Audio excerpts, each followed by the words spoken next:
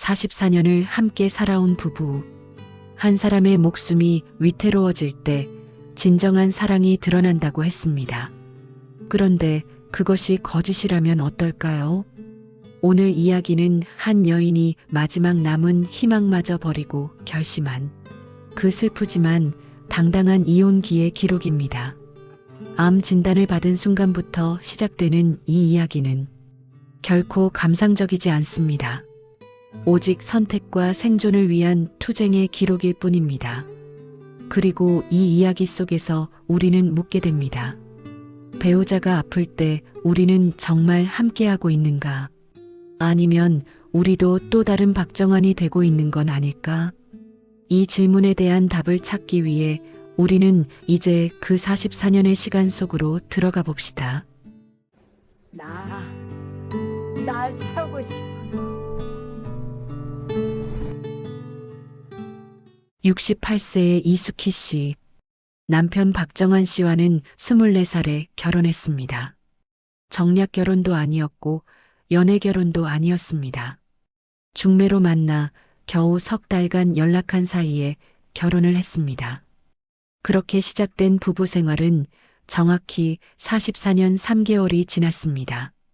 남편 박정환은 68세에 회사를 다니고 있었고 역사상 가장 평범한 셀러리맨이었습니다. 특별히 성공한 것도 아니고 실패한 것도 아닌, 그저 월급날 되면 통장에 돈이 들어오고 그것으로 생활하는 평범한 중년 남성이었습니다. 수키는 그 44년 동안 한 번도 직업을 가진 적이 없었습니다. 남편이 번 돈으로 살림을 꾸리고 아이들을 키웠습니다. 2명의 아들을 낳아 길렀습니다. 남편이 퇴근할 때까지 밥을 지었고 반찬을 여러 가지 준비했습니다. 새끼를 빠진 적이 없었습니다. 그리고 이제 그 남편과 수키는 더 이상 사랑한다고 말한 적 없는 부부였습니다. 아니, 사랑이라는 감정이 존재한 적도 있었는지 알 수 없는 부부였습니다. 2월의 어느 날 아침. 이것은 다른 아침과 같은 평범한 아침입니다. 수키, 여보, 아침 먹어. 밥이 식어. 44년을 같은 말로 시작한 아침입니다. 수키는 얼마나 이 말을 반복했을까요? 남편이 밥을 먹을 때까지, 밥이 식지 않도록. 하지만 남편은 항상 조금 늦게 나와서 밥을 먹습니다. 그래서 밥은 항상 조금씩 식어 있습니다. 44년의 패턴입니다. 정한, 응. 한 글자의 대답입니다. 신문을 펼친 채로 나온 남편의 대답은 항상 이 정도입니다. 숟가락으로 밥을 퍼서 입에 집어넣습니다. 반찬을 집습니다. 밥을 먹습니다. 아무 말도 없습니다. 흔한 중년 부부의 아침입니다. 말이 많지 않습니다. 말할 것도 없습니다. 일반적으로는 44년을 함께하면 말이 필요 없다고 합니다. 하지만 이수키 씨는 다르게 생각했습니다. 함께 오래되면 오래될수록 말이 더 필요했다는 것입니다. 상대를 모르는 것이 아니라 마주하는 시간이 두려워졌기 때문입니다. 그 아침 수키는 남편의 얼굴을 보려고 했습니다. 하지만 신문 뒤에 있는 얼굴은 보이지 않았습니다. 남편은 신문에만 집중하고 있었습니다. 자신의 아내에게는 관심이 없었습니다. 이것이 44년의 결과였습니다. 서로 다른 사람처럼 같은 밥상에 앉아 있는 2명의 사람. 함께 살면서도 혼자인 느낌. 그것이 그 아침의 실체였습니다. 2월의 추운 오후. 이수키는 병원의 진료실에 앉아 있습니다. 옆에는 남편이 있습니다. 의사가 엑스레이 사진을 들고 설명을 시작합니다. 의사의 입이 움직입니다. 하지만 수키는 명확하게 들은 말은 하나입니다. 암. 그 단어 하나만 뚜렷하게 들렸습니다. 나머지 설명들은 물론 기술적이었고 전문적이었습니다. 하지만 암 진단을 받은 사람에게는 그런 것들이 중요하지 않습니다. 생존율이 몇 %인지, 예후가 어떻게 되는지, 그런 것들도 중요하지 않습니다. 오직 하나의 질문만이 수키의 머릿속을 맴돕니다. 나는 죽는 걸까? 나는 죽을 거야. 의사의 설명은 계속됩니다. 의사, 영상 검사 결과를 보여드리겠습니다. 이곳을 보세요. 췌장 부분에 악성 종양이 발견되었습니다. 크기로 볼 때는 이미 2기에서 3기 초반으로 판단됩니다. 주변 조직으로의 침범도 시작된 상태입니다. 췌장암.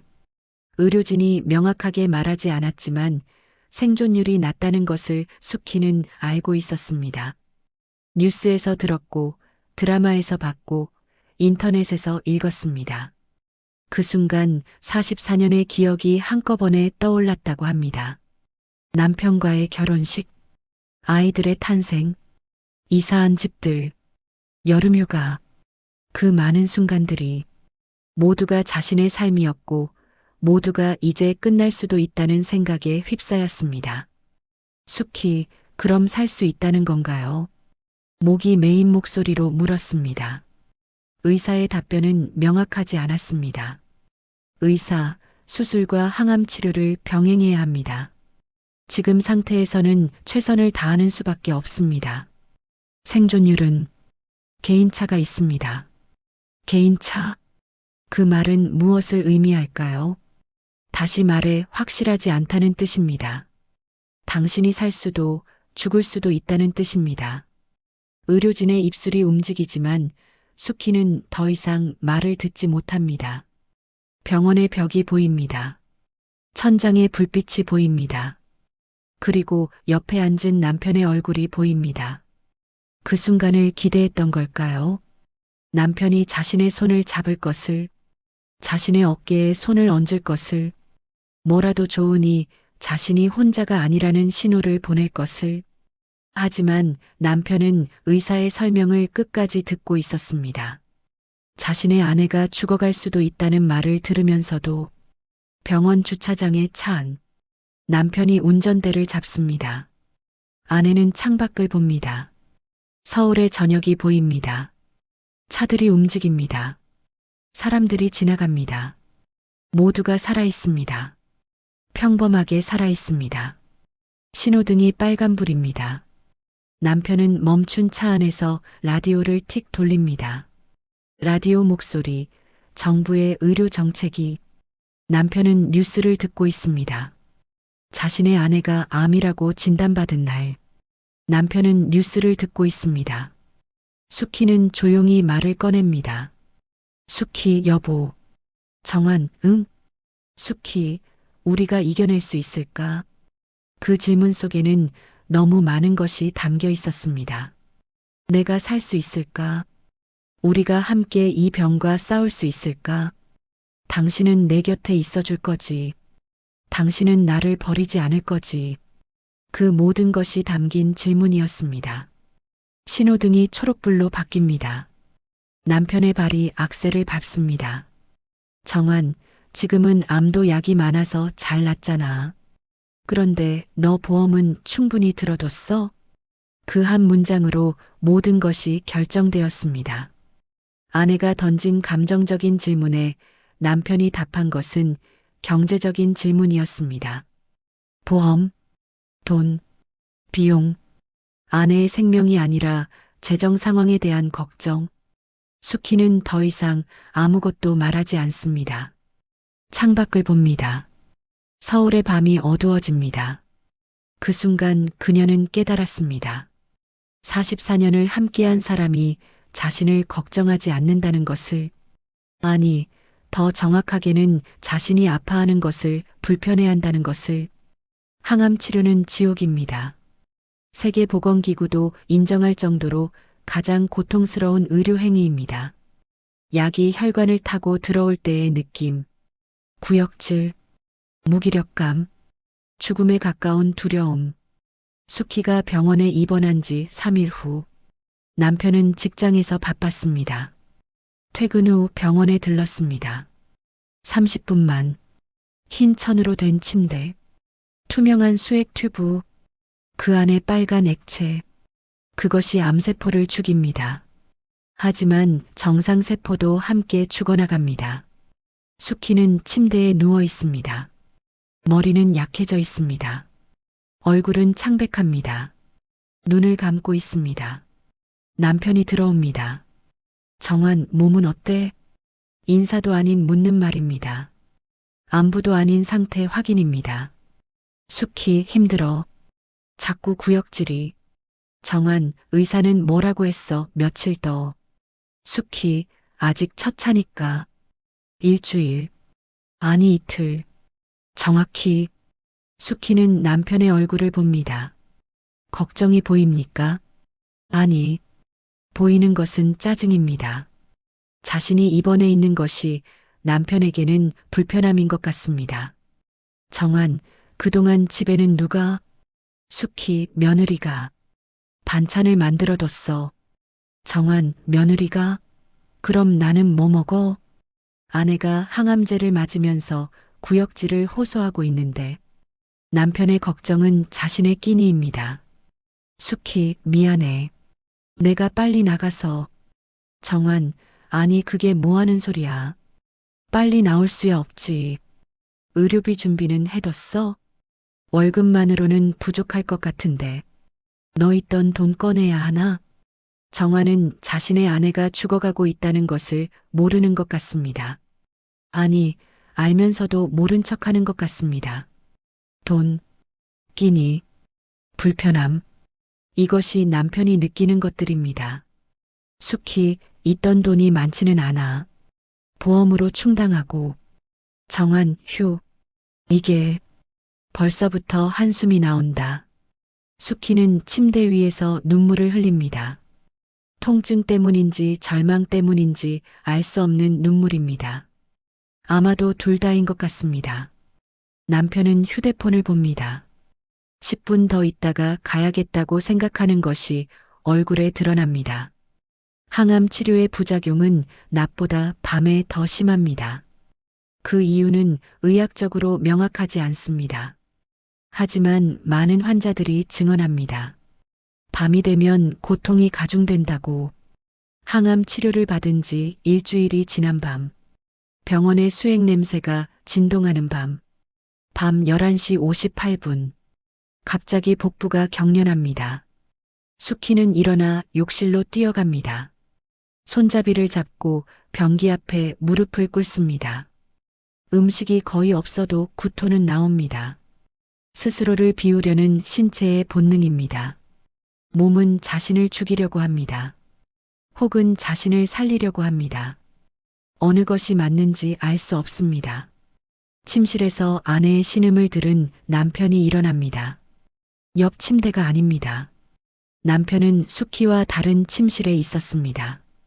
병원에 가니 침대에서 정환, 또야? 또라는 단어.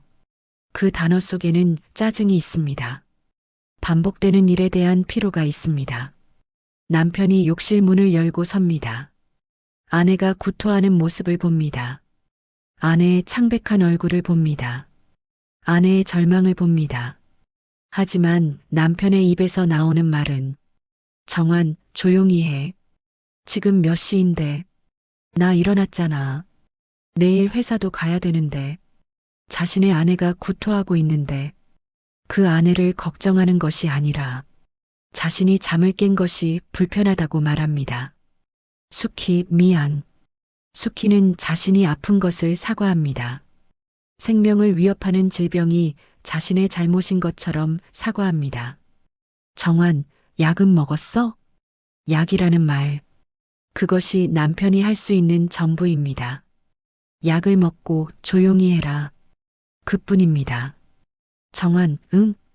약을 먹지 말고 하지 말고. 이게 매일 같으면 어떻게 되는 거야? 일주일을 이렇게 보낼 건가? 의사한테 다시 물어봐. 약을 더 달라고. 남편은 욕실을 나갑니다. 침실로 돌아갑니다. 이제 자신의 아내는 혼자입니다. 욕실의 콜드 타일 위에서 차가운 변기 옆에서 혼자 자신을 정리합니다. 혼자 침대로 돌아갑니다. 그 밤 수키는 깨달았습니다. 자신이 남편의 부담이라는 것을, 자신의 아픔이 남편의 불편함을 만드는 것을, 그리고 그것이 얼마나 외로운 것인지를. 항암 치료를 받은 지 3주가 지났습니다. 머리카락이 빠지기 시작합니다. 처음에는 빗질할 때만 빠집니다. 하지만 곧 모든 순간에 빠지게 됩니다. 베개에서, 샤워할 때, 손가락 사이에, 음식에도 섞여 들어옵니다. 수키가 거울 앞에 섭니다. 드디어 그 순간이 왔습니다. 남은 머리카락들을 빗질합니다. 한 줌의 머리가 빗에 걸려 있습니다. 그것을 보며 웃습니다. 아니, 울음입니다. 웃고 우는 그런 소리입니다. 어제보다 더 많이 빠졌어. 아침에는 좀 괜찮았는데, 저녁이 되니까 또 이렇게. 그녀는 거울을 봅니다. 자신의 얼굴입니다. 하지만 낯선 얼굴입니다. 예전의 자신과는 다른 얼굴입니다. 머리카락이 없는 얼굴, 창백한 피부, 침몰한 눈, 살아있는 송장 같은 모습입니다. 저 얼굴이 누구야? 내 얼굴이 맞나? 너무 낯설어. 44년 동안 본 내 얼굴이 아니야. 그 순간 거실에서 남편의 목소리가 들립니다. 여보, 출근했다 올게. 수키, 응. 퇴근길에 반찬 좀. 정한, 가발 써. 봐도 어색해. 그 한 문장이 수키의 하루를 결정합니다. 자신이 아파서 머리를 잃어버렸다는 것이 남편에게는 어색하다는 평가의 대상이 됩니다. 44년을 함께한 남편의 첫 반응이 위로나 이해가 아니라 미적 평가입니다. 가발을 써야 한다고, 내가 어색하다고, 내가 병들어가는 것도 남편이 보기 싫다는 건가?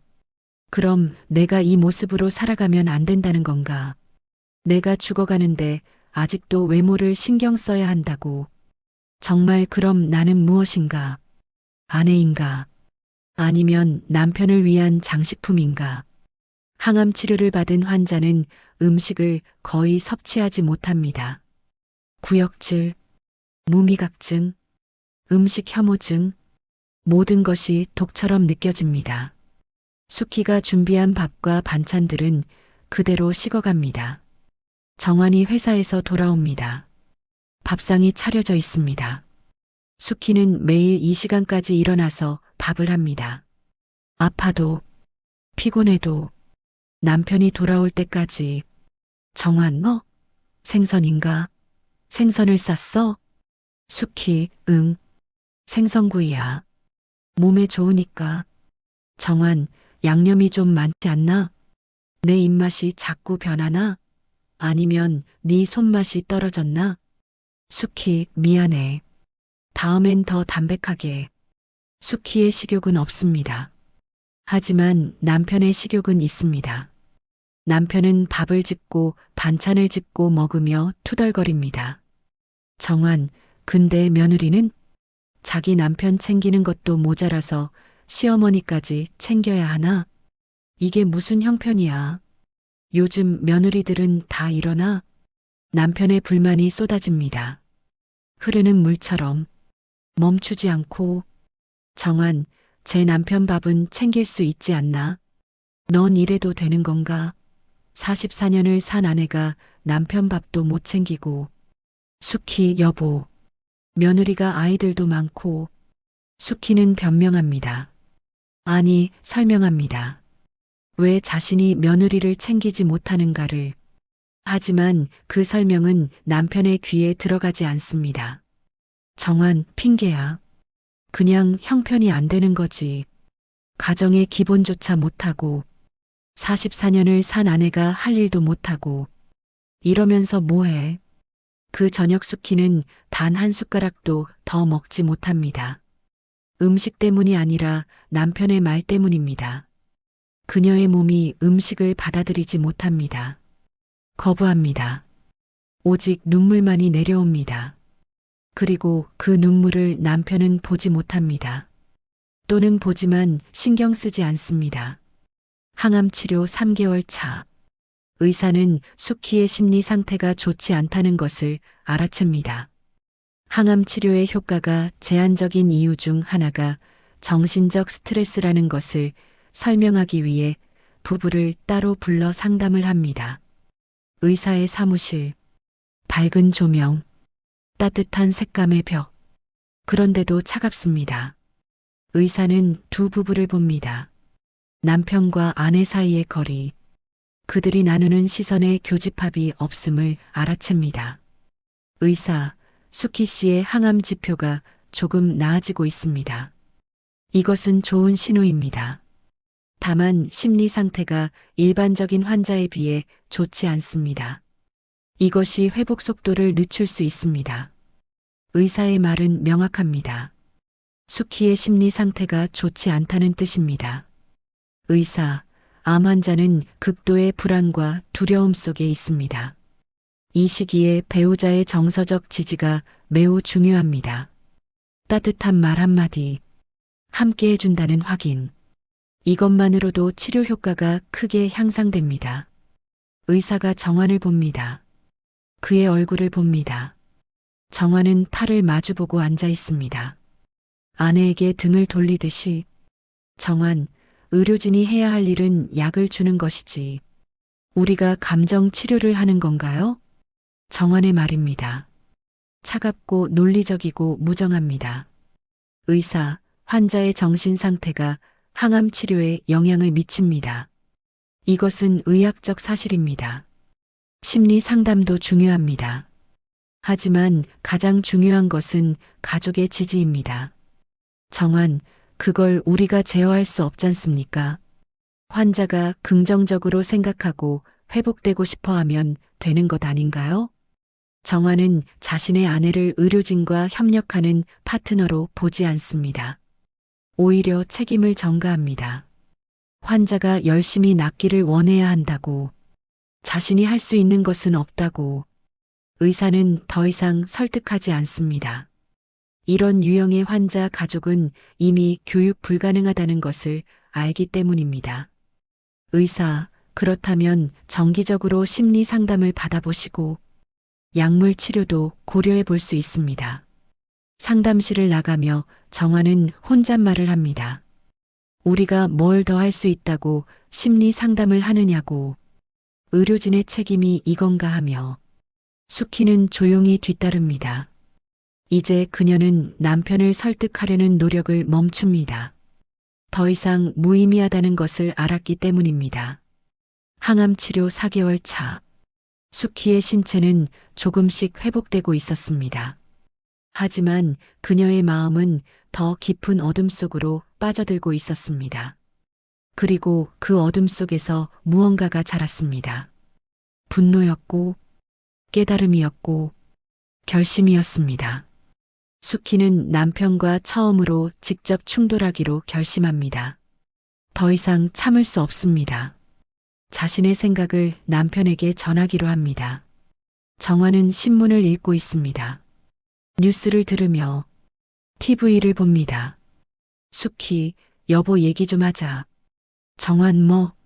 수키, 우리 보험 얘기. 보험금이 나오는 거 있잖아. 정환의 눈이 반짝입니다. 돈 얘기에 민감하게 반응합니다. 정환, 응? 보험? 내가 최근에 확인해 봤는데 치료비는 거의 안 나와. 암 진단비는 2천만 원 정도지만 우리가 가입했을 때는 유효기간이 지났고. 정환의 말을 들으며 수키는 확신합니다. 이 남편은 자신의 생명을 계산하고 있습니다. 보험금을 계산하고 있습니다. 수키, 그게 아니라 만약에. 정환, 만약에? 뭐가 만약이야? 수키, 만약 내가 이겨내지 못하면 보험금이 나오지? 그 질문 속에는 두려움과 절망이 섞여 있습니다. 혹시 남편이 자신의 죽음을 바라는 건 아닐까? 그런 질문입니다. 침묵입니다. 깊은 침묵입니다. 정환, 그게 왜 물어봐? 뭐 이상한 생각하나?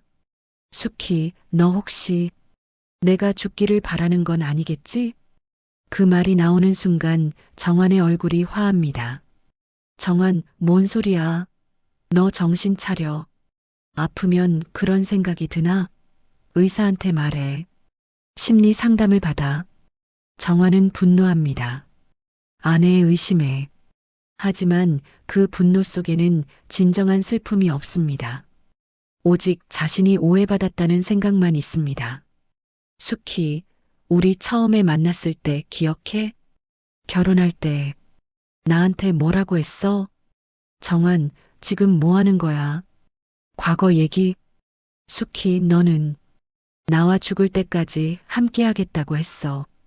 그때 얼마나 진지했는데. 눈을 봤어. 그게 거짓이었어? 44년을 함께한 부부. 그 처음의 약속을 다시 꺼냅니다. 그것이 아직도 유효한지를 묻습니다. 정환, 그때는 뭐 그렇게 말하고 결혼하는 거지. 모두가. 숙희, 그때는 뭐가 그때야? 44년이 지났어. 44년을 함께 했는데 아직도 그게 과거 얘기야? 숙희의 목소리가 높아집니다. 분노가 목소리에 담깁니다. 숙희, 나는 너와 나이를 먹었어. 함께 늙었어. 너의 아들들을 낳았어. 너의 집을 지켰어. 너의 밥을 했어. 그런데 지금 내가 아플 때 넌 뭐하고 있어? 보험금 계산을 해. 내가 어색하다고 해. 내가 밥을 못한다고 짜증낸다고. 정환, 내가 뭘 어떻게 하길 원해? 매일 네가 어떻게 되기를 기도하고 앉아 있으라고? 이미 충분히 챙기고 있잖아. 숙희, 챙긴다고? 넌 뭘 챙긴 거야? 밥이? 반찬이? 그게 챙기는 거야. 내가 한 번 물 마신다고 했을 때 넌 뭐라고 했어? 내가 밤중에 아플 때 물 한 잔만 조용히 떠다 줬으면 좋았어. 그런데 넌 뭐라고 했어? 조용히 해. 자는데 저리 가라고 했어. 정환, 내가 뭘 더 할 수 있는데? 나도 일을 해야 하고, 스트레스도 받고, 네 병이 내 책임인가? 숙희, 내 책임이라고 하지 않았어. 내 곁에 있어 달라고 했어. 그게 얼마나 어려운 요청이야? 나는 혼자인데. 남편이 있어도 혼자야. 병원에서도 혼자, 집에서도 혼자, 밤중에도 혼자.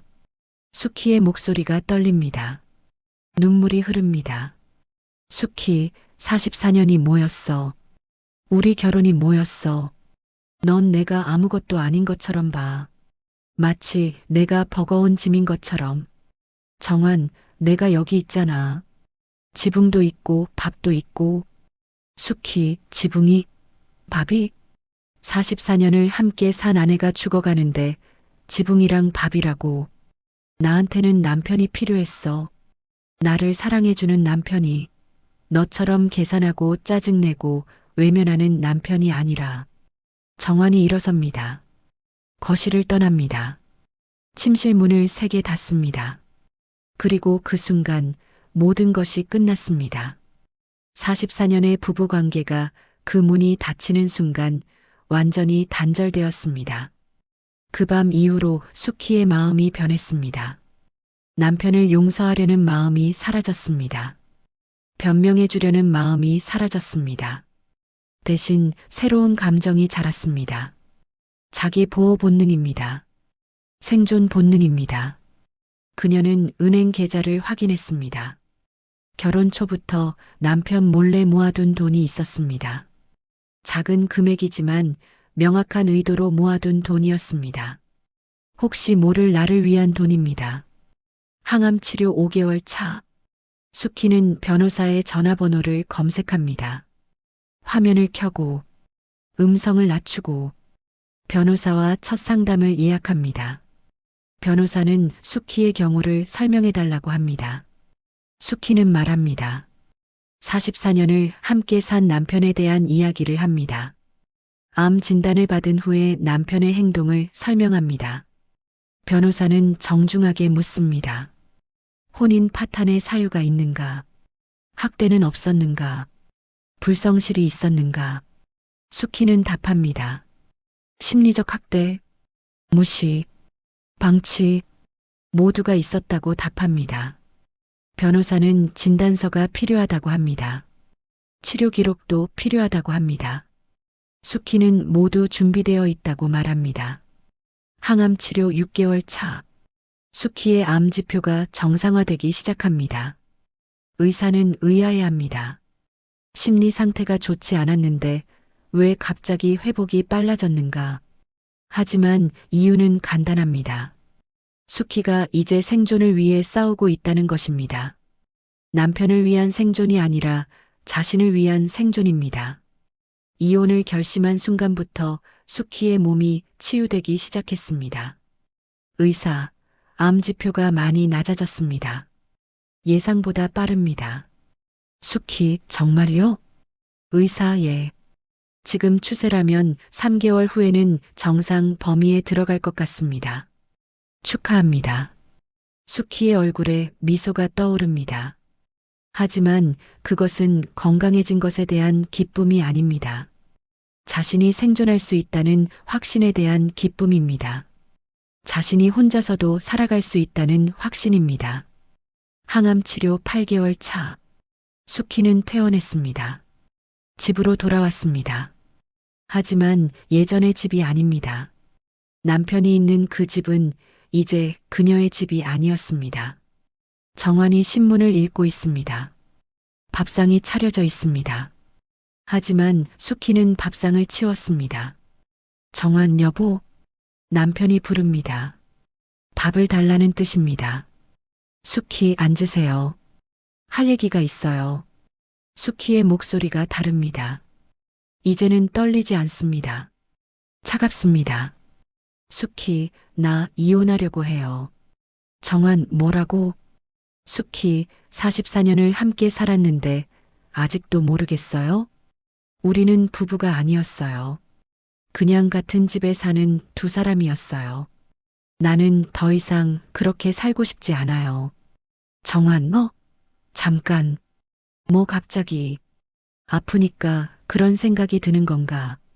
시간을 가져봐. 수키, 시간을 가져야 할 시간이 없어요. 나 죽을 수도 있어요. 암이니까.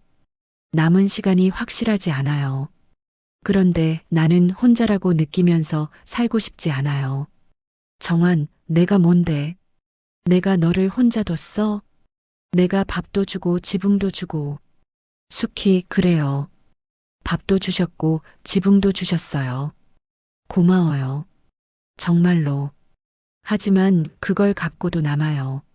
내가 44년 동안 한 것들이. 그래서 우린 이제 깔끔하게 헤어져야 해요.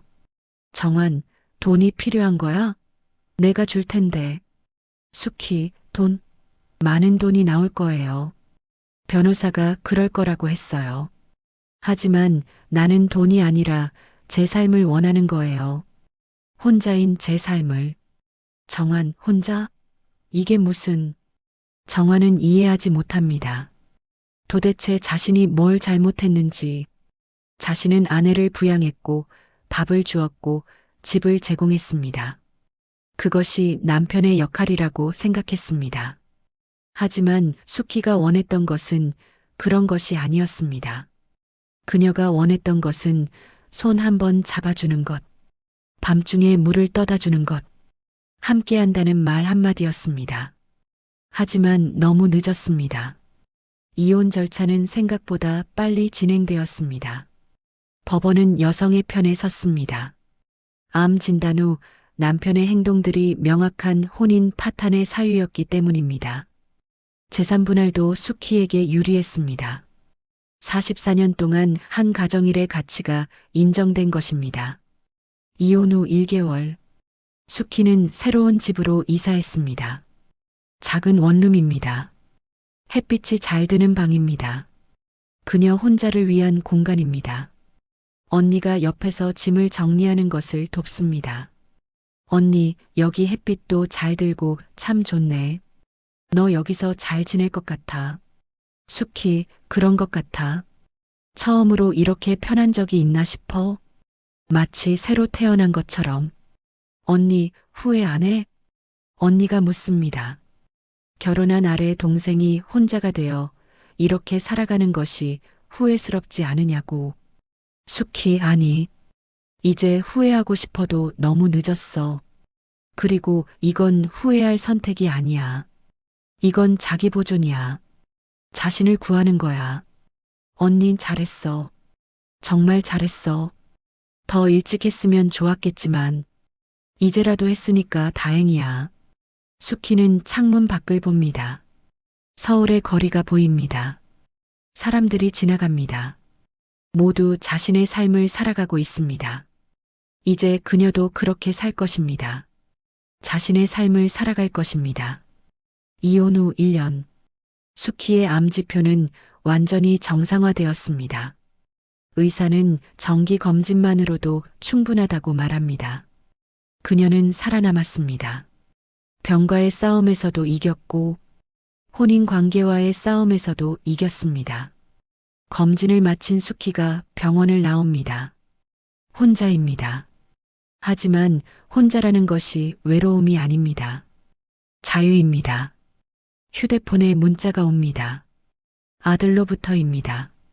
엄마 검진 잘 다녀왔어? 우리 주말에 엄마 뵈러 갈게. 엄마 입맛에 맞게 고기 구워야겠다. 그 문자만으로도 충분합니다. 남편의 무관심보다 아들의 작은 관심이 더 큰 사랑이 되었습니다. 이 이야기는 복수의 이야기가 아닙니다. 미움의 이야기도 아닙니다. 오직 하나의 진실만을 말합니다. 당신은 당신의 배우자를 어떻게 대하고 있습니까? 그 사람이 아플 때 당신은 함께하고 있습니까? 아니면 당신도 또 다른 박정환이 되고 있지는 않습니까? 그 사람의 눈물을 봤을 때 당신은 물을 떠다 주고 있습니까? 아니면 조용히 하라고 짜증내고 있습니까? 44년이 무엇인지를 생각해 봅시다. 44년은 짧지 않습니다. 44년은 인생의 반 이상입니다. 그 시간을 함께 산다면 그것은 신성한 계약입니다. 그 계약 속에서 우리가 할 수 있는 가장 기본적인 것은 무엇입니까? 돈을 버는 것입니까? 밥을 짓는 것입니까? 아니면 손을 잡아주는 것입니까? 이수키 씨는 선택했습니다. 자신이 아닌 다른 누군가를 위한 삶에서 벗어나기로. 그리고 그 선택이 그녀를 살렸습니다. 신체도 살았고 영혼도 살았습니다. 박정환은 어떻게 되었을까요? 혼자가 되었습니다. 밥은 자신이 챙겨야 합니다. 빨래도 자신이 빨아야 합니다.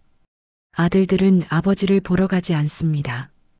어머니를 떠나게 한 아버지를 용서하지 않았기 때문입니다. 그는 여전히 이해하지 못합니다. 자신이 뭘 잘못했는지. 자신은 아내를 부양했고 밥을 주었는데. 하지만 44년의 혼인 관계 중 아내의 손을 한 번도 잡아주지 않은 죄는 돈으로 갚을 수 없습니다. 이것이 한 부부의 이야기입니다. 평범한 부부의 이야기입니다. 우리 주변의 흔한 부부의 이야기입니다. 그렇기에 더욱 우리가 들어야 할 이야기입니다. 만약 당신이 지금 누군가와 함께 산다면 그 사람이 당신을 필요로 할 때 당신은 그곳에 있는가 봅시다. 손을 잡아주세요. 말 한마디 건네세요. 함께 한다고 말해주세요. 그것이 44년을 함께 산 부부가 가져야 할 가장 기본적인 예의입니다.